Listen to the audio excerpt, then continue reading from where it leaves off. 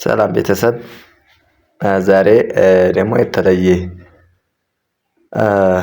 የቤት ሽያጭ ይዤላችሁ መጥቻለሁ ማለት ነው።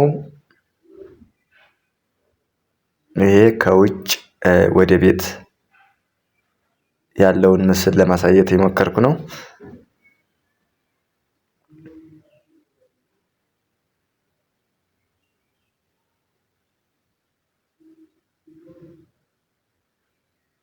ያው ውስጥ እንግዲህ ያለውን ምን እንደሚመስል ላሳያችሁ ነው።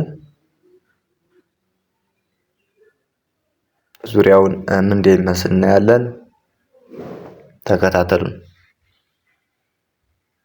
አዎ ይሄ እንግዲህ በአንድ ሳይድ ምን እንደሚመስል ወደኋላ ለማሳየት እየሞከርኩ ነው። ቦታው አዲሱ ምስረታ ከውሃ መውረጃው አሻጋሪ ይገኛል። እንግዲህ ከኋላ በኩል ነው።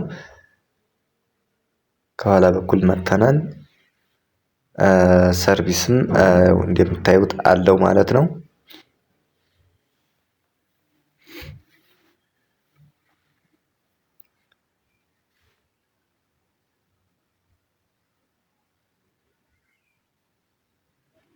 ሰርቪሱ ያው በደንብ የተዘጋጀ ባይሆንም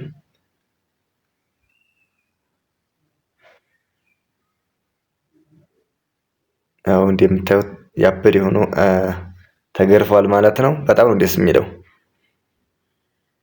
አዎ ይሄ ደግሞ በአንድ ሳይድ ነው።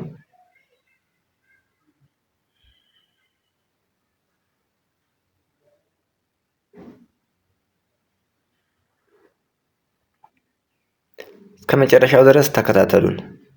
ዋጋ ስንት ነው ካሬ ብላችሁ የምትጠይቁኝ አላችሁ። ወደፊት ስለማስቀምጠው ነው። እሺ አትቸኩሉ።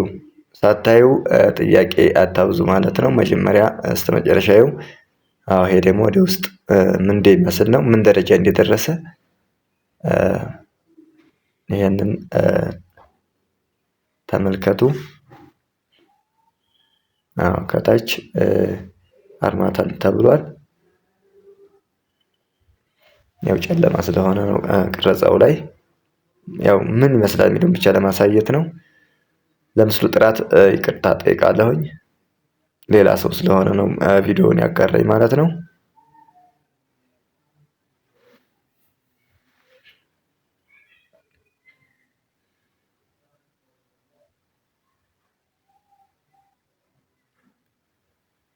አዎ እንደምታዩት እንግዲህ ውስጡ ጂፕሰምና ኮርኒስ ነው የቀረው ማለት ነው።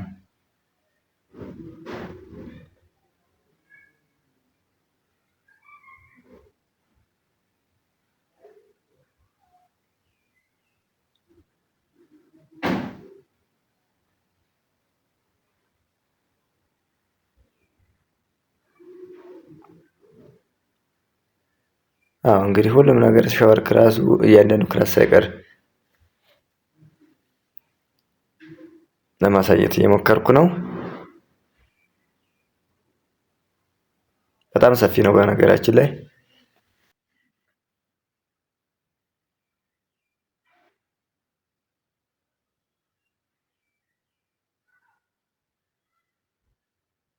ይሄ ኋለኛው መውጫ ማለት ነው ወደ ኩሽናው የሚያስኬደው። ያው እንግዲህ ይቅርታ ካሜራማኑ በጣም እያፈጠነው ነው። አዎ እንግዲህ 72 ቆርቆሮ ነው ማለት ነው። ይዞታ በእጁ ይገኛል እና ያው ማዞር የምትችሉ መሆን ነው ማለት ነው የምነግራችሁ። ሌላ ሀሳብ እንዳይገባችሁ።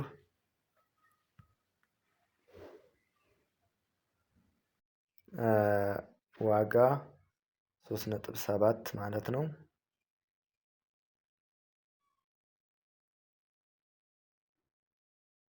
የውጨኛው ፓርት ነው እንግዲህ በር ላይ ያለው ማለት ነው። እና ይሄን ይመስላል ያለው ነገር። ባይ ባይ